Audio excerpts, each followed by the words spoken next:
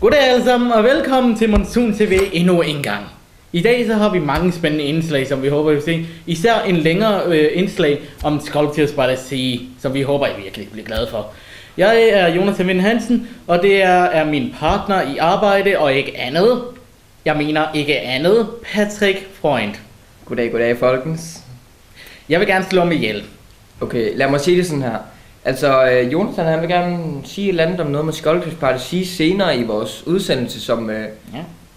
Ja, nu har jeg jo faktisk sagt det, så det er lidt lige meget. Men jeg vil gerne fortælle dig lidt om en indslag, før vi smider det på. Og det er, hvad du ville gøre, hvis du var en hund, og du havde 9.000 kroner. Ja, hvad fanden vil det er et meget spændende indslag, og det lærer dig rigtig meget om livet og sådan noget. Så skal vi se, hvad det gør? Ja, lad os tage det. Ved. Godmorgen, og velkommen til Gøjler News.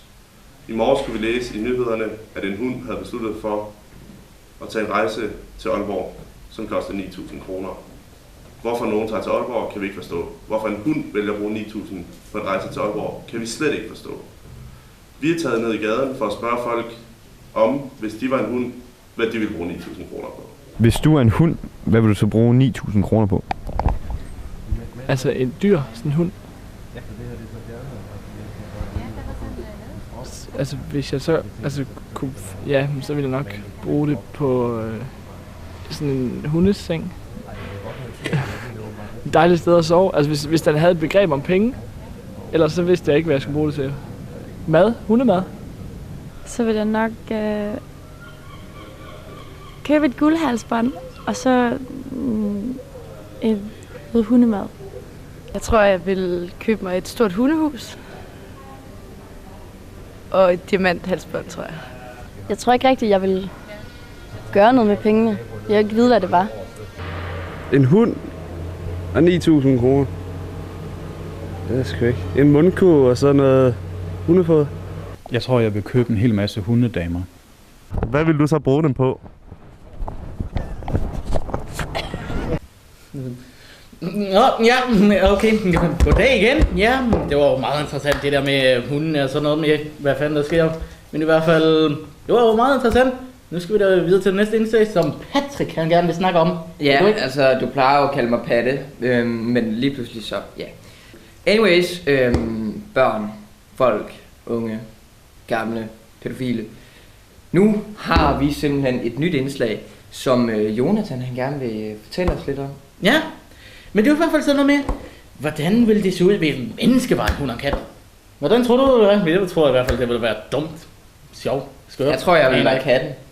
Hvad? Jeg tror, jeg vil være katten, selvom jeg er allergisk over for dem. Aner ikke, jeg vil gerne være menneske, der bare sådan her, de der dyr som en tjener. Ja, det er lige meget, nu skal vi bare videre, så hvordan det er at være hund og kat som menneske i virkeligheden. Go. Og mens vi så ser det, så skal jeg lige torturere Patrick lidt, så vi ses efter indslaget. Vi ses måske ikke. Hvor er det godt at se dig. Hvad skal vi lave i dag? Skal vi gå ud af dig? Jo, pisse mig. Kom nu. Så her, kast den mod. Kom der.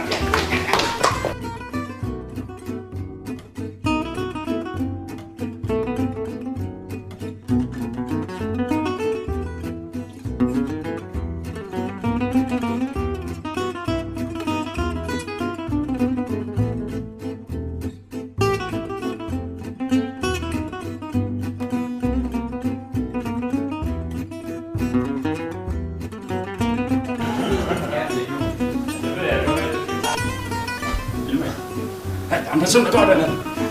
Han kigger herop. Skal vi gøre noget? Hvad sker der? Okay, første alarm.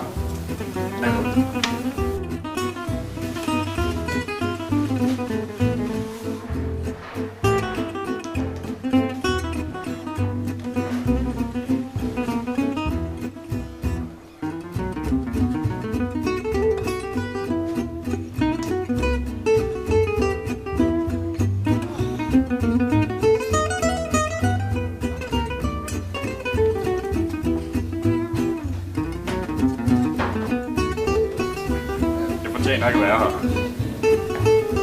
Jeg går ud af en akut, så går jeg.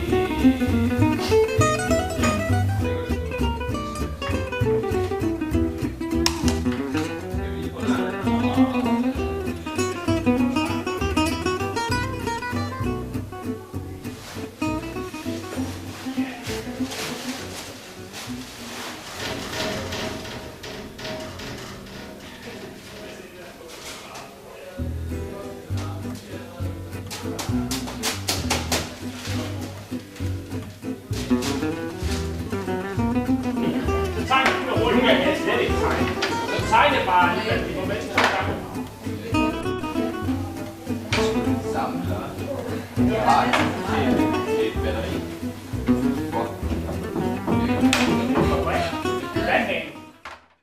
Ja, Jonathan.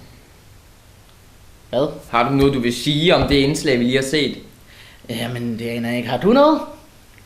Egentlig ikke. Altså, det var lidt for sådan normalt for min smag.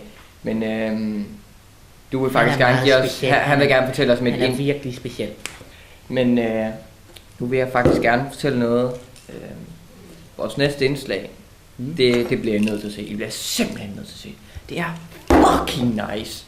Virkelig, det er utrolig nice. Det handler om en survival guide mod pædofile. Sådan du undgår dem, måder at undgå dem på. Hvordan du sådan sniger dig væk og alt muligt. Hvordan du gemmer dig, hvordan du kamuflerer dig i dit miljø og sådan noget. Altså, det er fucking nice. Som vi kan gætte, så har det hjulpet mange børn mod ham her. Specifikt ham her, jeg peger på. Husk at tak, er jeg stadig 17, så jeg er ikke inden for den pædofile lavalder, tror jeg. Det er lige meget. Der er ikke nogen, der har fundet ud af det endnu. Anyways, se med her.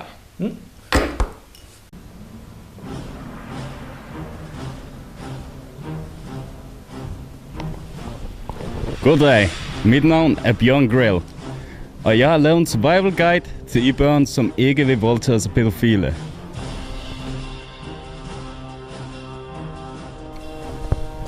Det første, jeg vil lære jer, er flugtmetoder.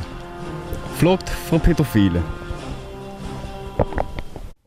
Zigzag-metoden er kendt for at forvirre ham og distrahere.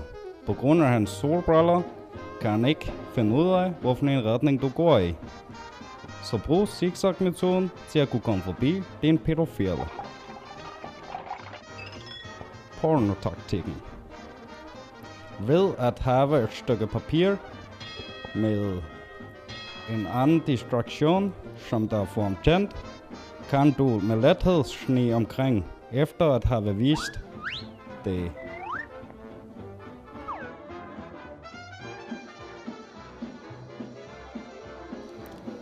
Spil død.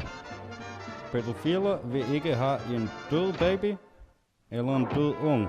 Undtagen hvis den er nekrofil pædofil, så vil denne taktik fejle.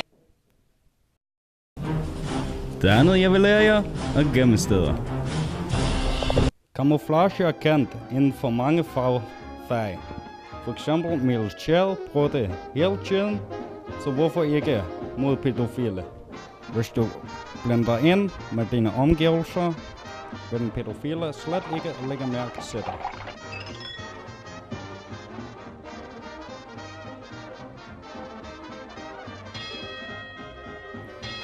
Den blinde vinkel.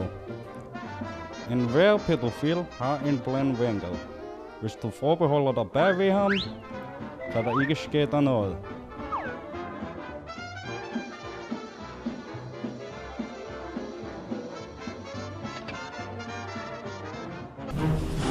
Det tredje, jeg vil lære, er verbale signaler for at advare andre om den pædofile er nær. Påfugleskriget. Ved at bruge påfugleskriget kan du alarmere alle omkring dig om hans tilkomst. Påfuglene bruger det selv, når de er berømst. Sirenen. Alle ved pædofile hader lyden af sirener. Det minder om at politiet vil for det meste få dem til at løbe væk. Inklusive det advarer du folk omkring dig i en tilværende situation.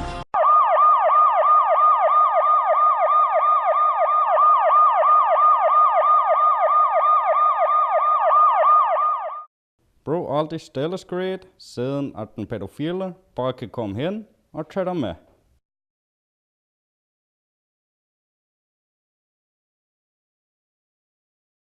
Jeg vil nu lære jer, hvordan man genkender sin pædofil. Du kan kende den pædofile på hans hat, hans sjofle briller, hans pupeskæg, hans lange latexjakke, og kende ham ikke mindst på hans varevogn. Pedobear approved. Hvis du har fulgt disse 3 trin, er du sikker på at vil kunne undgå en pædofil overtagning.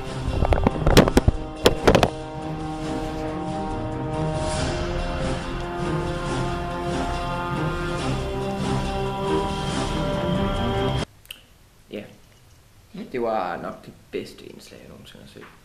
Det var i hvert fald jeg ved i hvert fald, jeg kan i hvert fald bruge den der guide i det virkelige liv til at finde måder, hvor jeg faktisk kan udnytte de der måder, hvor de bruger til at undgå at blive pædofile, til at faktisk fange dem. Så ikke fordi jeg er pædofil, vel? Og som jeg sagde før indslaget, det har hjulpet mange mod ham. Okay, men hold dit ansigt væk. I hvert fald så vil Jonathan gerne fortælle lidt om noget med skolpjebartegi. Ja, men det er jo i hvert fald, som I ved jo, nok de fleste af jer ved jo, der er jo noget, der hedder skolpjebaregi dernede ved tankkrogen hver andet år. Og det var bare så, at vi i hvert fald haft nogen ned, og så filme det hele og lave et 12 minutters indslag. 12 minutter om skolpjebaregi. Selv hvis det bliver kedeligt, som det højst sandsynligt ikke gør, så skal I bare sidde videre, for der kommer en fucking nice. Det kommer noget virkelig nice. Kommer noget fucking nice bagefter. Så her så med. Se, skolpjebaregi. Nu har jeg 12 minutter til at slå den her lille motherfucker ihjel. Dejligt. Okay.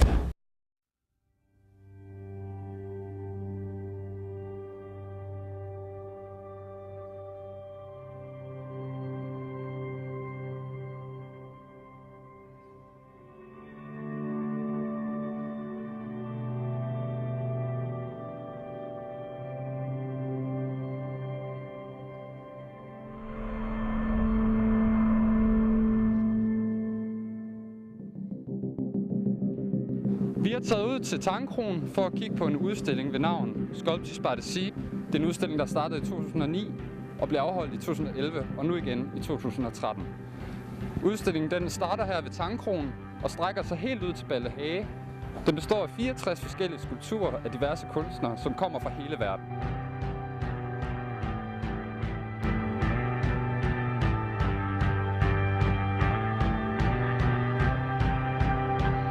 Skolpjebaregi, det er oprindeligt et australsk koncept. Det blev en stor succes, og det udviklede sig lynhurtigt til nogle ret store udstillinger i Australien. Så de har nogle kæmpe skolpjebaregi-udstillinger i Sydney og også ved Perth hvert år. For at gøre en lang historie kort, i 2009 kom den første skolpjebaregi-udstilling til Danmark. Og det, jeg skal være sikker på, det er, at folk ikke tror, at vi har flyttet en udstilling fra Australien til Danmark. Det har vi ikke. Men det vi laver, det er, at vi laver den her udstilling af skulpturer langs med vandet. Den er gratis, og på den måde er det skolpjebaregi-konceptet åbent for alle.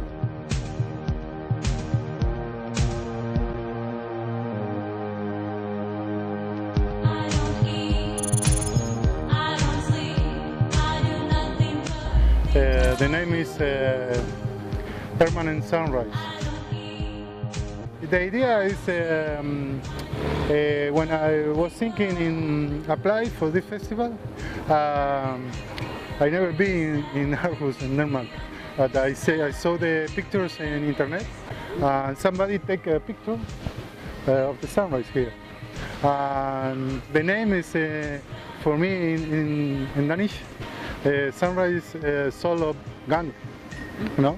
And when I read solo gang, for me is very interesting.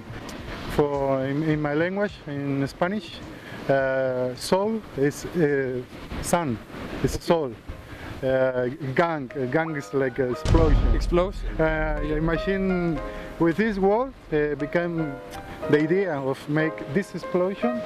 Sunshine, sunshine, it's fine. I feel it in my skin, warming up my... For me, I make art, and for me the art is to make something magic, something impossible. And I recreate a sunrise, and the people can, for a moment, stay into the sunrise. If you go over there, it's like in the center, it's like the explosion of the sunrise.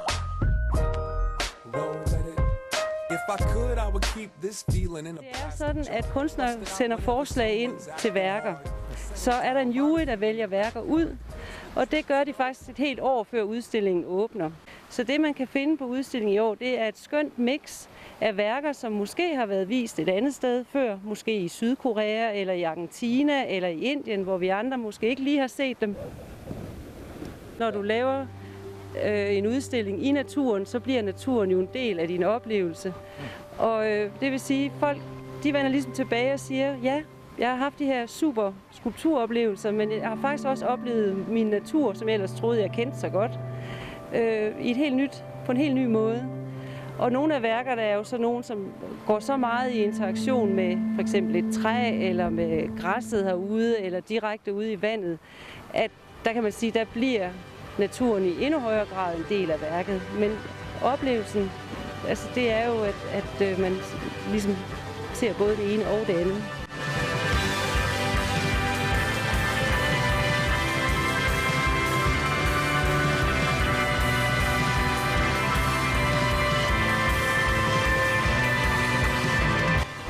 Der kommer mange sjove, små, skæve indslag fra kunstnerne her på stranden.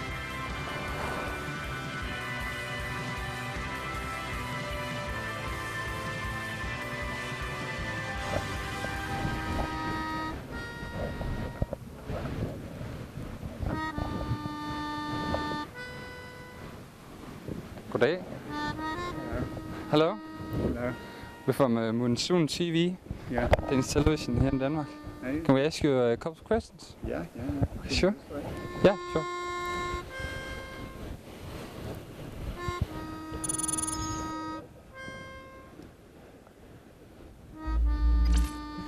My name is Paul Selwood, and I'm from Australia, and I've come here to be part of Sculpture by the Sea in Aarhus. It's called Expanded Figure. Okay. Yeah, so it's coming from one sheet of metal with some cuts, and there's nothing added, nothing taken away. I'm just folding it and cutting into the sheet of steel and then folding it. Sure. How did you get the inspiration for it? It evolves out of the work, in the general process of the work. Okay. So you start from a metal plate, a flat metal plate? Yes. Okay. But also from many sculptures, working with many different sculptures along the way, I'm coming to this sculpture. There was an exhibition in Australia. Yes, I had in quite a number of times there, and I was lucky to be the winner there in 2011. Okay. Yeah.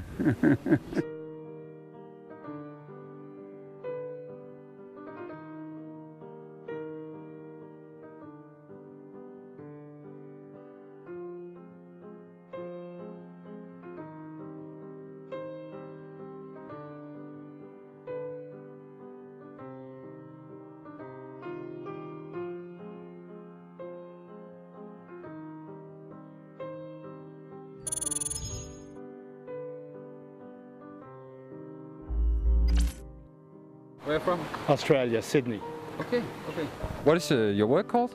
It's called, if I remember correctly, Above the Line. It's, okay, with my work, what you would call, there's no separation between the making and the conceptualizing and the making and the thinking about it. So when people ask me, what's the idea behind your work, I always say there is no idea behind my work, because it all comes together at the same time. The closest parallel I could give you to the way I work is if you were to sit down and start composing music, if you didn't have anything particularly in mind, let's say you picked up an instrument or sat down at a piano and just, you know, tried this and this works, that doesn't work, this works, and then it starts to come together. But what I'm trying to say, it's not an illustration of an idea. It's not like I think, you know, this symbolizes world peace or ecology or anything like that. It's nothing like that. It just comes together as it's being made. Installed it the other day, and the guy who's a site curator here has a very good eye. And I'm so busy installing, I'm not looking, you know what I mean? And he rides his bicycle up and down here 50 times a day. And he picked a good spot. I love the spot he picked, but he thought it was just going downhill a bit. So he thought if I moved it up that little bit, it's just that little bit flatter. And he was right. So I'm quite open to ideas if they're okay. If they're not okay, I'll just say, you know, see you later, goodbye, yeah. I've won the main prize in Sydney twice, the big prize. And actually, I must say I'm the only Australian that ever did it, but that's okay, that's very nice. It's a nice feeling. Haven't really thought, I haven't checked in what the situation is here with prizes or anything like that. I just don't know. Yeah, I'd love to win something. If it comes my way, I'd be very happy. But I haven't thought about it. Have you looked at some of the other pieces? Some of them, but not all of them, because they're not all installed yet. And I was going to do that right now, and then Axel, the curator, came along, so I got hijacked. And you know, I thought I was going to be sitting in a bubble bath with a drink in my hand, relaxing and looking at sculpture, but instead here I am. But I'll make them do all the work, so it'll be okay. Everybody will be dancing tonight, doing it right. Everybody will be dancing and we're feeling it right. Everybody will be dancing and be doing it right. Everybody will be dancing and we're feeling alright. Everybody will be dancing tonight, doing it right. Everybody will be dancing. The work's called Once. Everybody will be dancing and be doing it right. Once is about, it's almost, probably the best way to describe it is about a moment, and a moment that's been lost, and how final that can be. If you miss that moment, there's no turning back. So it's quite a brutal expression of that kind of truth, but that's how brutal it can be, I think. So in essence, this is behind me is a whole fun fair or amusement park that's been crushed into a solid 4 metre by 4 metre cube. Because as an amusement park, it's almost a shorthand way to talk about a memorable moment or something in your life that you kind of remember that sort of moment. So it's almost more symbolic of something that's happened, and if you do miss it, then there's no going back to say, well, the fun part. Is it almost finished? Yeah, last touches now, which is really good. We've run out of big heavy things, so we're just doing the lighter things now, which is excellent. Sure. Do you hope to win anything? Oh, you know, you're always hopeful. You know, won last year, so that was good. Okay. And well, 2 years ago. So you know, but we'll see. We'll see. Okay, sure. Yeah.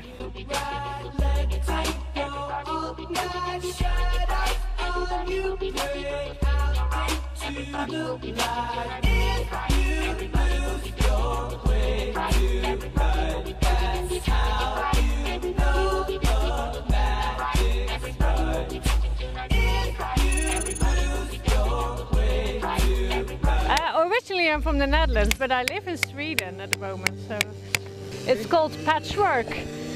I want to patch up the grass here a bit with artificial grass. When I lived in the Netherlands, I always liked to see the different colors of the grass in the landscape, and in all my work you see a lot of stitches. I like to broderen. That's Danish, broderen? Yeah. And I like to use stitches, so for me, and to repair things. So why not the grass? Yeah, it's very difficult to say exactly what's the inspiration, but it's a bit, all my work is, this combination actually. Sculpture by the Sea, where do you know it from? I participated 2 years ago, and you see it, all the call for artists. I don't know where I saw it. You have so many channels where you find this kind of calls for, so then it's just standing in and hoping your work is getting selected. Yeah, okay. Of course you hope to win, but yeah, that's... But I probably will have a work which I really like, yes. We have to finish it today, so we will work really like... Busy. Very busy, yes. I will not disturb you anymore then. Thank you very much. Yeah, thank you. Det var så i hvert fald Sculptures by the Sea. Det var da godt nok et stort indslag. Synes du ikke det? 12 minutter? Jo, lidt for langt for min smag. Han har en tålmodighed på 5 sekunder. Bortset fra, hvis det er kvinder, og de ikke har noget tøj på. Nej, anyways. Nu har vi en reklamefilm. Ja, som en har gået her på linjen, der hedder Chris, han har lavet. Og den skulle være mega nice. Selvom det lyder, jeg siger mega nice til alle. Anyways, jeg synes det er fedt. Det gør Jonas også, og hvis han ikke kan gøre det, så får han ikke noget senere.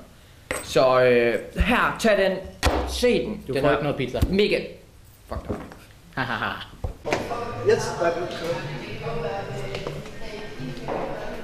oh, nice.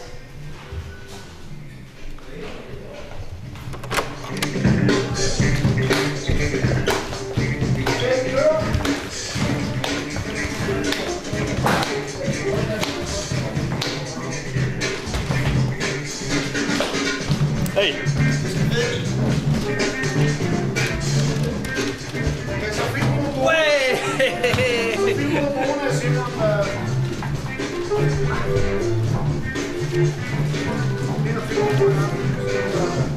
Yes.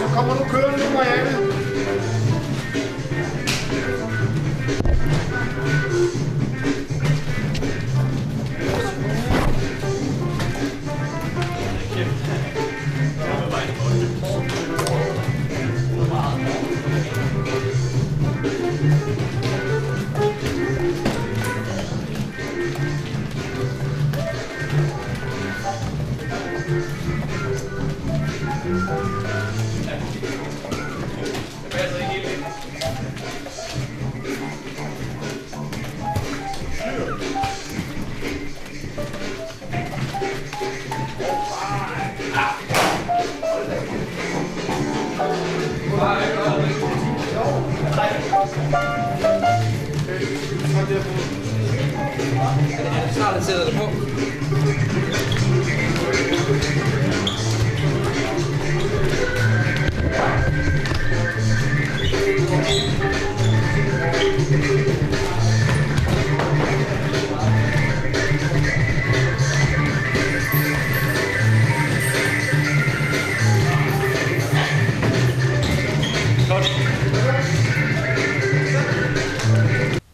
Du skal aldrig pusse sæbebobler tæt på hovedet, du får det altid i øjnene. Anyways, vi skal blive færdige med det her, så jeg håber I kunne lide det hele. Vi bliver studieværter igen, hvis I godt kan lide os. Please, lad mig med få ham der med igen. Please, ikke ham igen. Please. Så nu vil vi gerne sige vel, og jeg vil sige tak for, at du var her, Jonathan. Det var rart at have en medvært, for en gang skyld. Det var rart, at jeg lige så i hvert fald, hvor mange halv time af mit liv ihjel på det her. Det var sjovt, bortset fra at du var her. Hvilket betyder, at jeg har lyst til at skære mig selv nu. High five. Kan du så komme væk fra mig, dit modbydelige menneskevæsen? Nå, så hvad skal vi lave efter skole? Jamen, det ender jeg sgu ikke. Du kommer op til mig. Ja, har din far ikke en strap-on? Hvad? En strap-on. Nej, det har han ikke. Han har til gengæld en machine. Hvad vil du mig?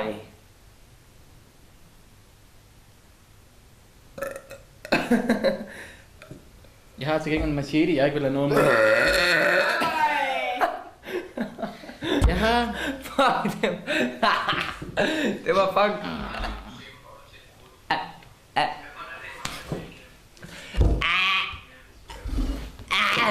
Kan man se? Det her er det effektive mål mod pædofile. Du lugter af tis.